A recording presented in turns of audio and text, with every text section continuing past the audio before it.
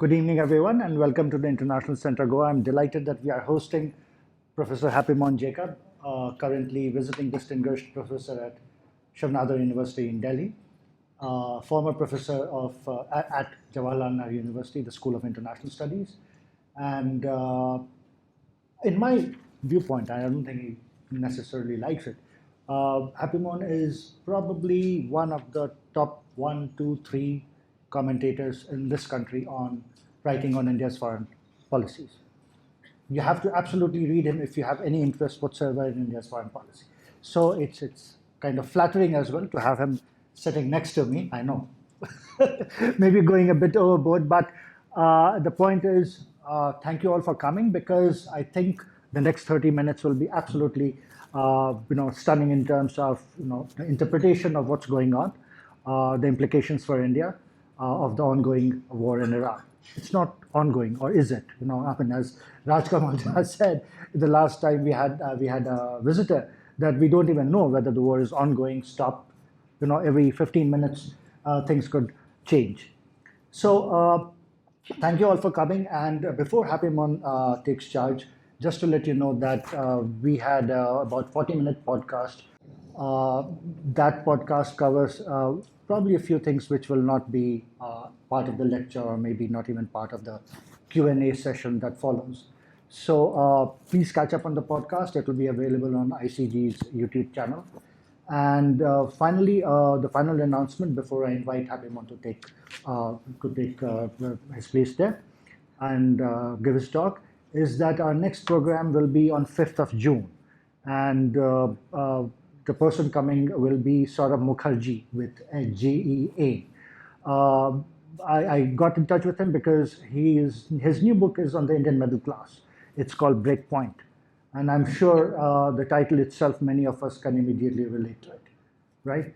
But Saurabh is also the author of Coffee Can Investing, I think. And he has written a book on the Indian state as well.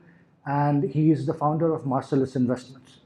So he's not an academic, he's somebody who just writes and writes other than, take your money and invest it in the market. So that will be great. Of course, emailers will be sent out to everyone who is registered with us. That's on 5th of June. That's a book discussion followed by, again, a Q&A. Quick introduction, although it's already in the poster.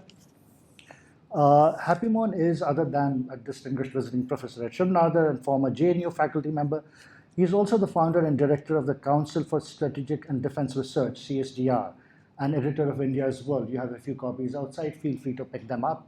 And please subscribe to the journal, because I think India needs something which is equivalent of Foreign Affairs or Foreign Policy published in the US or the International Journal that comes out of Toronto.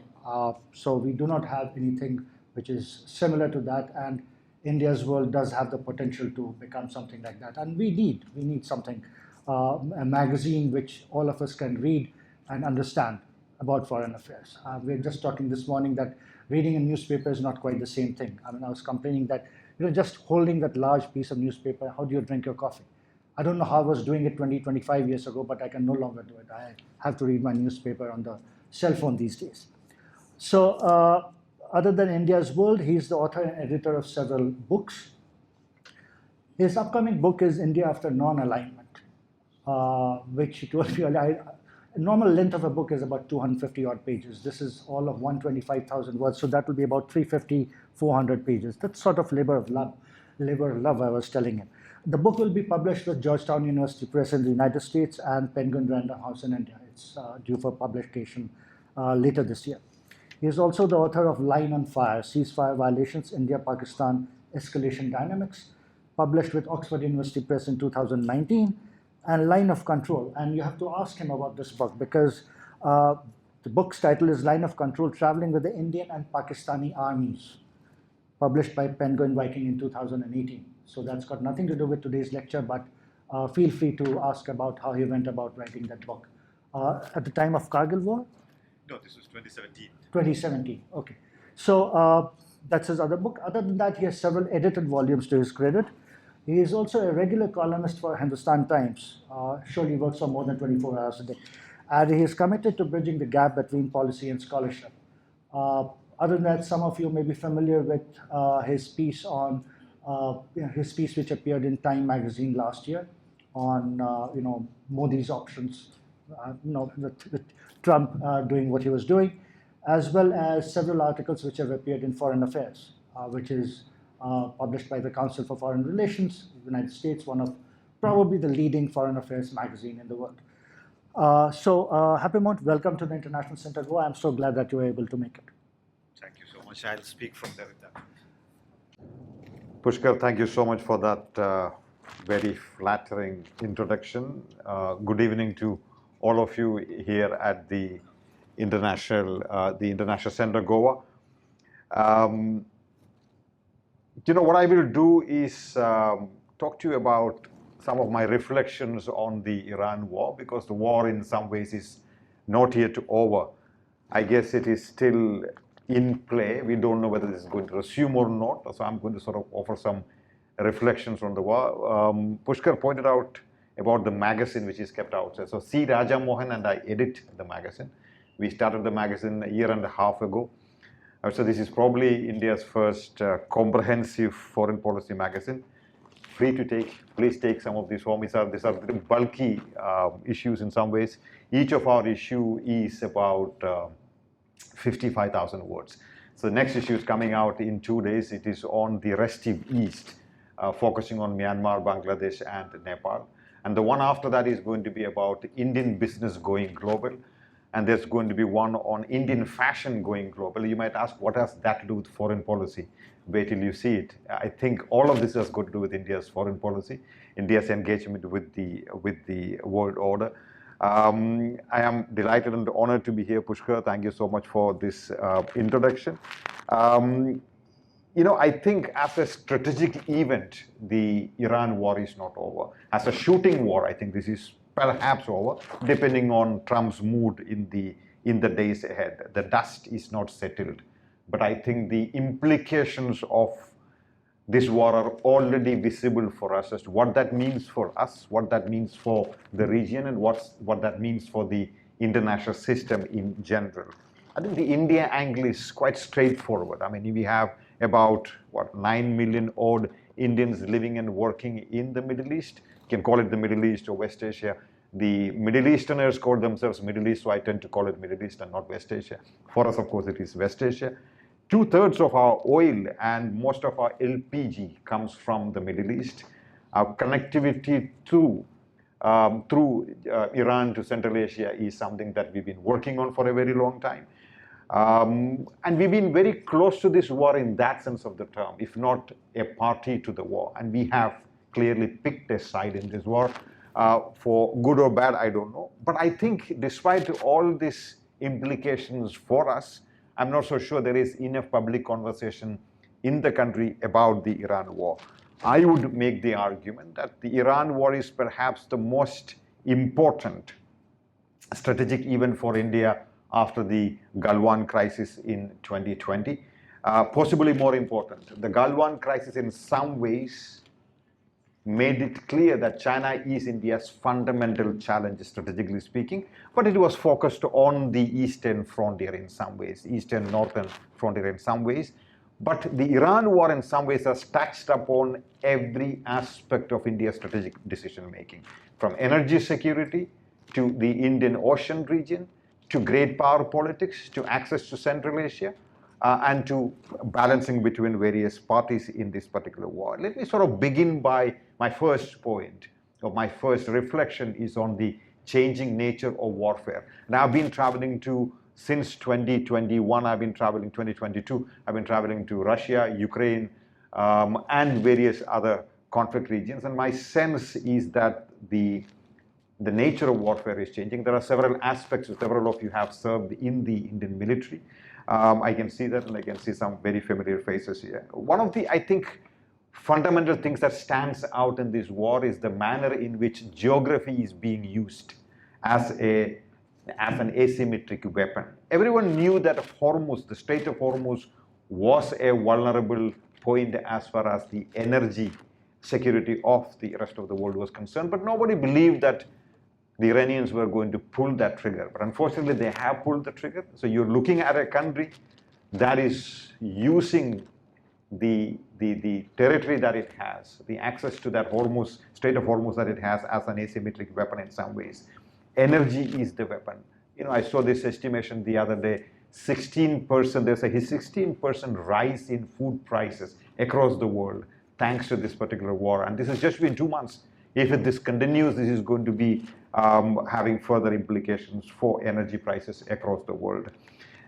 Imagine you have a $2,000 drone threatening a 2 billion or more warship, as it were, in this particular war. I think that's quite amazing when it comes to what it means to the trajectory of warfare, modern warfare as we see it. I was in Ukraine, also in Russia. I was in Ukraine in 2022, December 2022, and I saw the Ukrainians were struggling to push back the Russians on the battlefield. I went there again in 2025, and the Russians tell me that 60% of our attacks these days are against Russia are using drones. And these are cheap drones, $500 drone, $1,000 drones, $2,000 drones. I think warfare has changed in fundamental ways. I think it's also important for us to keep that lesson in mind, what kind of strategic investment India should make in terms of building up our own military, as it were. You're looking at small powers taking on the big powers. You saw the Afghanistan in 2021, August, how the Americans and the NATO powers had to almost run away from Afghanistan. And what is Afghanistan in front of the NATO forces and the United States of America? What is Ukraine in front of the Russian Federation, the might of the Russian military? But they are holding on to that war. US-Iran, what is the Islamic Republic of Iran as a military force in front of the world's sole superpower, the United States of America? But it has managed to sort of cling on to that war, push back the United States in some ways, which probably the Trump administration did not even expect. Then there is, of course, the India-Pakistan context. I don't want to get into that context, but it is also in some ways a reminder for us to think about how we think about asymmetry in warfare. No, I'm not even talking about sub-conventional warfare, which is terrorism versus a standard military operation. But I'm even talking about Operation Sindoor was not even about a terrorist operation. It was a standard conventional military operation between the two sides. My second reflection is on the changing nature of Middle Eastern geopolitics, as it were. I think all the established certainties that we had about the Middle Eastern geopolitical order, the security order in that region, are in some ways unraveling. The United States in some ways was the key security guarantor of the region. The United States in some ways kept the various pieces in place on the Middle Eastern chessboard. Will the United States continue to be the security guarantor? Will the United States continue to be the top dog in that region after the war is over? I have my doubts about that. Look at the state of the various minilaterals or other arrangements in the region. The I2U2 that India was a part of, the Abraham Accords, you're talking about the IMEC, India, Middle East, Europe Economic Corridor. We're talking about various other, for example, the Chinese had brokered a deal between the Saudis and the Iranians. What's the fate of all of that? I think that's going to be a key conversation going forward. So you had all of these various minilaterals or regional security partnerships that were being put in place, and suddenly you have a war, in some ways an unjustified war, in my personal opinion, which was somehow triggered by the Israeli ambitions in the region. That has undone many of these arrangements in some ways. Then you have in some ways just a few months ago, you had an article by Fareed Zakaria in, I think, Washington Post, one of these, and he called Israel the Middle East's new superpower.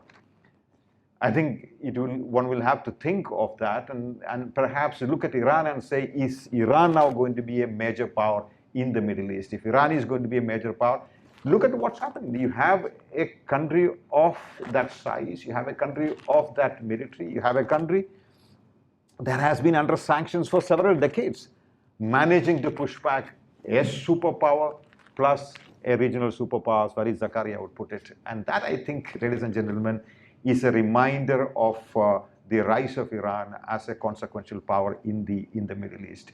25% of the world's energy passes through the Strait of Hormuz, and that is, unfortunately, whether we like it or not, at the mercy of the Iranian regime, and there is no taking away from that. I think India's own regional balancing is going to be in some sort of a trouble in the region. India picked a side. I'll come to the Indian picking of the side in a second. But I think there are also perhaps some positive elements in it. The UAE withdrawing from the OPEC is, in my opinion, perhaps going to be a good opening for India to sort of negotiate the energy prices going forward. Then the third point that I want to make is about Pakistan. We are a Pakistan-obsessed country, but apart from the fact that we are a Pakistan-obsessed country, I think there is something to be taken note of when Pakistan becomes the peacemaker.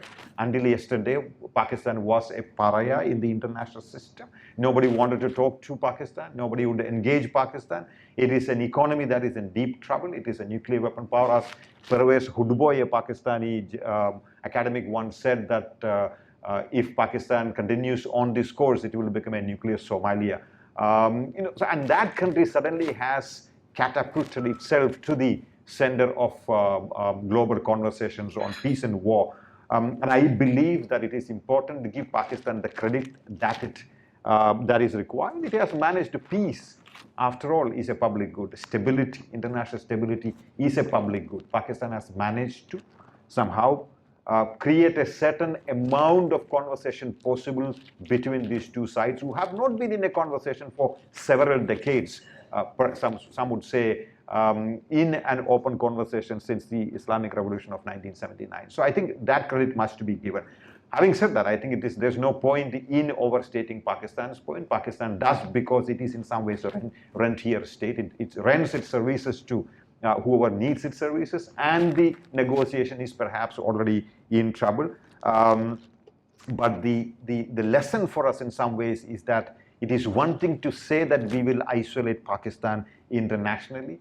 It is an entirely different thing to have it really implemented. It's not easy to isolate Pakistan. So should we or should we not engage Pakistan is a question that I'll leave for your consideration. But here is a country next door, one of the largest countries in terms of population, a nuclear weapon power, and occupying a critical location in regional geography. It's not easy to ignore Pakistan. Let's come to India's energy security question. India's, as is widely known, we have about, I think, 60 to 70 days of strategic petroleum reserve. A country like Japan has close to 200 days of strategic petroleum reserve. I think the question that we must ask ourselves is that when we were having all this windfall coming from Russia, discounted oil, discounted energy, why is it that we were not willing to create what Japan, much smaller population, was willing to do? But I think the larger question here is about the double whammy that is being that is coming out of this war. On the one hand, we are dependent on external sources for 80% of our energy, primarily the Gulf countries.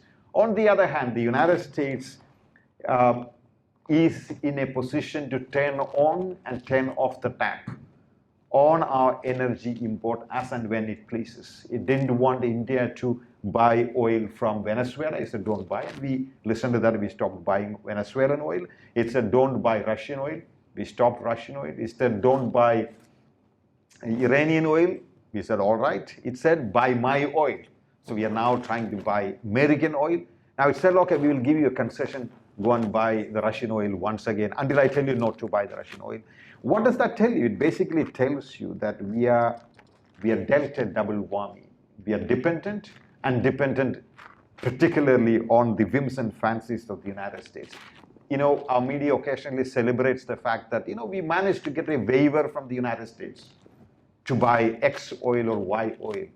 That waiver is a vulnerability. I think it is important to see for what it really is, rather than celebrating the vulnerability, celebrating that waiver. Celebrating that waiver is celebrating a vulnerability that is deep completely beset with the Indian energy security in some ways, right? I think today, I think going forward, therefore, the question that we need to, or the argument that we need to keep in our mind is that renewables or renewable energy or energy self-sufficiency is a national security question. It is not a climate change question. I think it is time to move that framework and securitize that framework once and for all.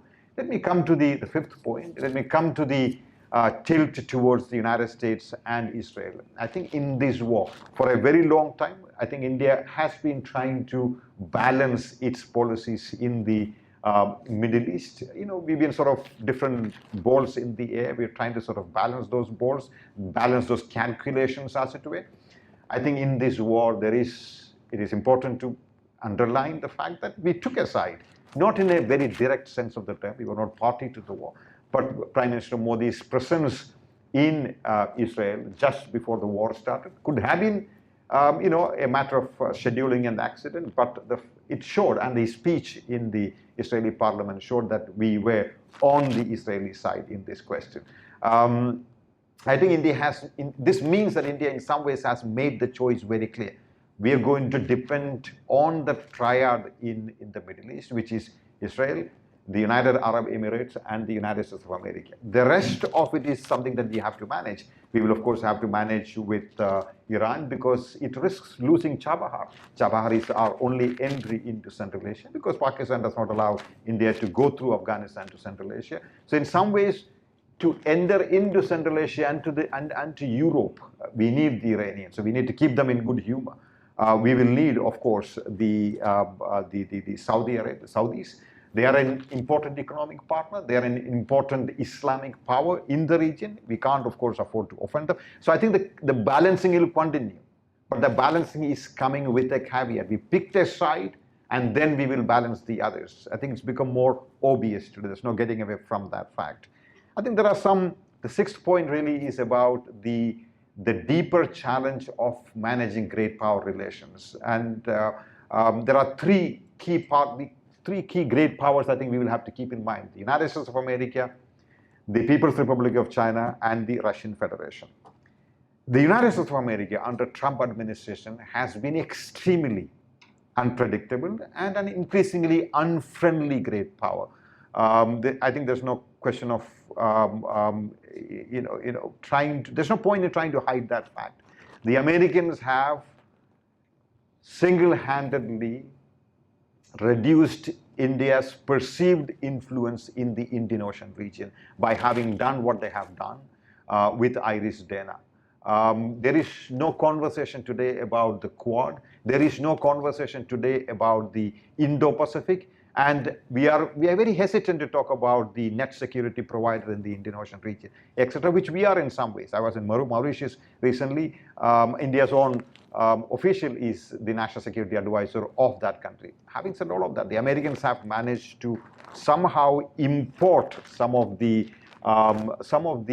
difficulties that we had faced with the United States in the continental space. So continental space, with China, with Pakistan, with Afghanistan, we were having difficulties. We thought the Indo-Pacific was going to be our entry into great power politics, entry into prosperity and Indo-Pacific, etc. Suddenly, all of that happened in the continental space for a very long time is now being replicated in the Indo-Pacific, in the maritime space. I think that's a problem with the United States. Now, United States may be unpredictable, United States may be unfriendly, but the United States is a structural necessity for Indians. I am hopeful, and in the podcast we discussed that the United States does view, and will view China as its fundamental, or to use a Marxist language, its principal contradiction. And I hope once Trump goes away after 2028, they will go back to the default mode and will continue to see China as a fundamental contradiction. And when the United States sees China as the fundamental contradiction, it's going to be good for India because, for the first time in our history, we have a rising superpower next door, which is China. I was also telling Pushkar that for the first time in our history, since the arrival of the British, since the decline of the Mughal Empire, we are probably the strongest ever in history. But we are also the strongest ever. We are also the weakest ever vis-a-vis China in history today. Because China has grown so manifold. So we will need external power to come in and help manage that contradiction, even if we are not part of it directly. So therefore, the United States is a structural necessity, with or without Trump. The People's Republic of China, it is in some ways a power that India cannot afford to ignore. We will have to engage. One of our major trading partners, is next door neighbor. We have a lot of consensus on the climate questions and global south and all sorts of things. But it is a country that is both unfriendly and has a declared posture to reduce and shrink India's presence in the region and internationally. So you have on the one hand a power that is unfriendly but a structural necessity. On the other hand, a power that is unfriendly and is trying to shrink India structurally in the region and beyond. So then there is Russia. Russia has been, and also, as all of you know, has been a very friendly power and very helpful, but it is diminishing in its own sphere in some ways, thanks to China. And its relationship with India is also diminishing in many ways. Just look at the statistics. Less than 10,000 Indians live in Russia. If I ask you how many of you would want to learn the Russian language, I'm not sure how many hands will go up. Not many people will want to go to Russia. So there's a structural decline in the relationship between the Russian Federation and India. And the more the Ukraine war lasts, the more the Chinese will get close to Russia, and that's going to be having a direct impact on us. So the Iran war is going to test in some ways. The more the implications last, the more it is going to test India's great power relations. What's going to be our relationship with the United States, keeping China in mind, and what's going to be our relationship with Russia, keeping China in mind, and how do we engage the Chinese as an actor in the region. My seventh point is about the so-called illusion of the division between economic and military security. For a very long time, we thought, as the Middle Easterners, as Dubai or Qatar, whether it is possible to have economic security without military security. The gun versus butter debate, I think, is completely obsolete now, right? I mean, the Middle East built up its prosperity on the back of the American military power. The American military power is shrinking in the region. They probably, even if they have the power, they may not have the willingness, political willingness to continue to stay put in that region. And that becomes a problem for the Middle Eastern hyper cities, as it were. People are now flocking to, or will flock to, Singapore and Hong Kong and other places. So the new model in some ways is that the Gulf model assumed that you could buy security. The new model, I think, is going to be security shapes who you can trade with. Imagine this: sanctions, tariffs, chip controls, financial sanctions are today warfare by other means. So it's not as if you only need to have tanks and aircraft carriers and missiles. You also need to have data security. You also need to have controls over the supply chains insofar as the chips and semiconductors and other things. If you don't, then there's going to be a problem. The Americans can today turn off your access to a lot of things, right? I mean, to internet, to data flows, to what was the payment mechanisms that we had, SWIFT payment mechanisms that we had, etc. So I think it is important to look at security expansively. Earlier we used to talk about it is important to look at the economic security expansively. I think it is important to look at traditional security more expansively and see what are some of the underlying challenges therein. Let me come to my eighth point, which is the Israel question. There's no doubt that Israel provoked in some ways the United States into getting into this war. It's I think quite obvious from various publicly available reports. I don't think anybody can ignore or excuse Israel for the excesses that it has committed against the Palestinians, against the people in that region since the October attack on Israel.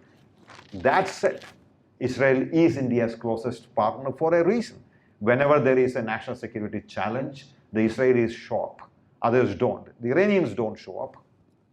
The Russians Of course, they show up, but during the last conflict that we had with Pakistan, I'm not sure the Russians were taking a line that was extremely and totally favorable to India. So I think India will have to find a way of ensuring that it is shielded from Israel's own irresponsible behavior in the region. Israel is important, but we can't take ownership of what Israel does. I think that careful balancing or navigating linguistically or otherwise of separating ourselves from Israel's excesses is important, because it also has a reputational cost. When you become silent on Iran, when you are silent on Gaza beyond a point, when you continue to say that I will sort of sit out from various voting that takes place in the United Nations Security Council or in the United Nations General Assembly and in other forums, silence comes with a cost, especially in the global South.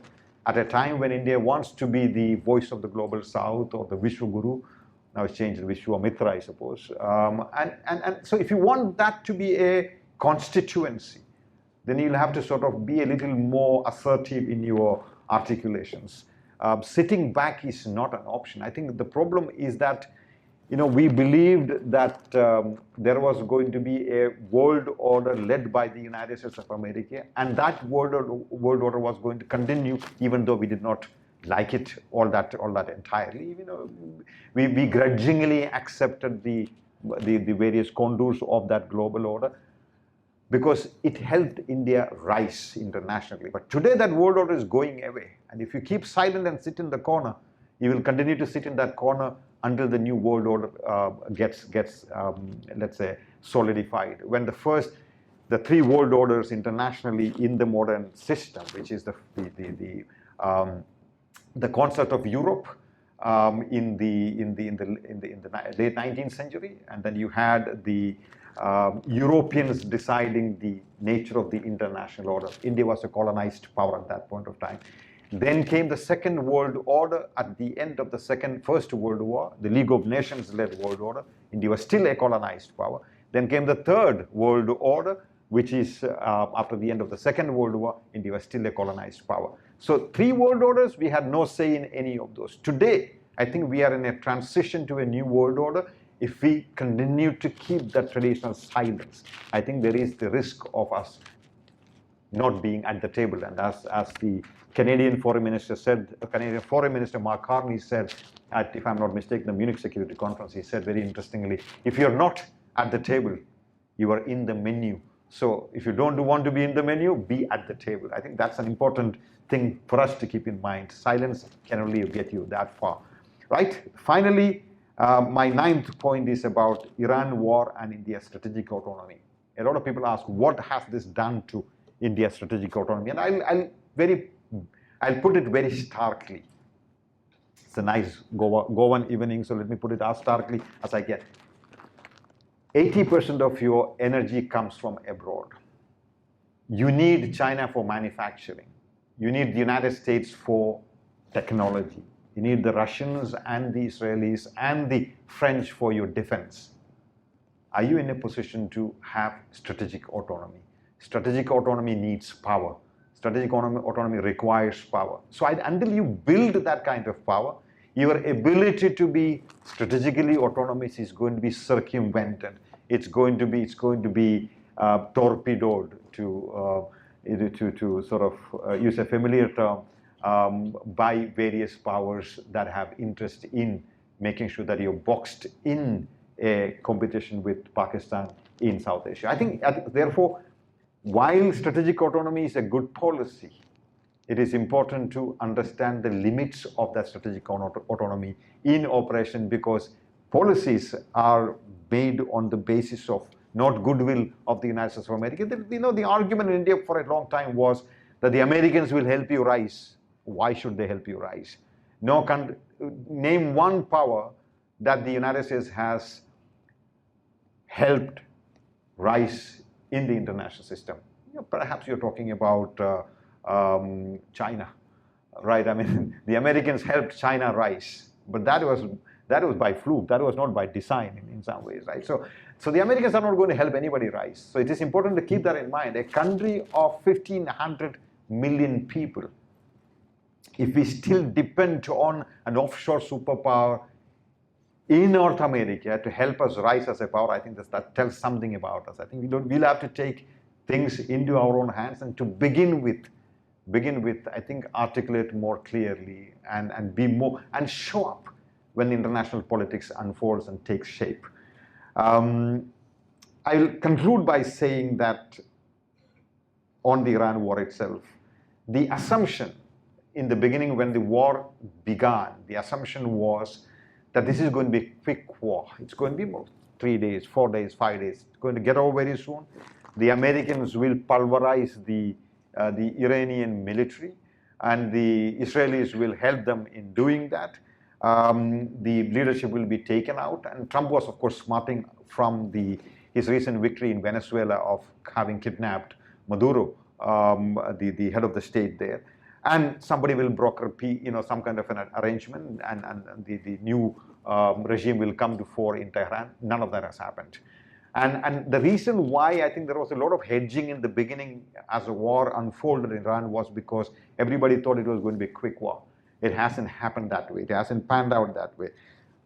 So I think now countries are starting to see what needs to be done, how to engage this war. You saw the National Security Advisor going to UAE. You saw Mr. Modi now going to UAE. You saw Jaishankar now frantically making those calls. I think what it shows is that the war is not over. As they say in Bollywood, abhi picture baki hai. Pushkar, with that, I will end my 10 points, and thank you so much for listening to me.